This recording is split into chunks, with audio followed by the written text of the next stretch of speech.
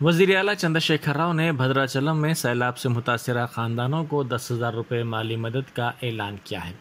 انہوں نے کہا کہ سیلاب کے مسئلے کے مستقل حل کے لیے اقدامات کیے جائیں گے۔ اسی طرح 1,000 کروڑ روپے سے ایک نئی کالونی بنائی جائے گی۔ یہ کالونی سیلاب متاثرین کے لیے ہوگی۔ انہوں نے بھدراچلم میں سیلاب سے متاثرہ علاقوں کا معائنہ کرنے کے بعد مقامی ITDA میں خطاب کرتے ہوئے کہا کہ بدقسمتی سے کئی سالوں کے بعد سیلاب آیا، جس سے بھدراچلم اور پیناپا کا حلقے بری طرح متاثر ہوئے ہیں۔ وزیر اعلیٰ نے کہا کہ ہمیں سیلاب زدہ علاقوں میں جانی نقصان کو روکنا چاہیے۔ پولیس، NDRF اور فوج کے دستوں نے فوری طور پر بچاؤ کاموں میں حصہ لیا۔ وزیر اعلیٰ نے بہترین کام پر کوتاگوڑم اور کھمم کے کلکٹرز کو خصوصی طور پر مبارکباد پیش کی اور کہا کہ ان کلکٹرز نے جانی نقصانات کو روکنے کے لیے کئی اقدامات کیے۔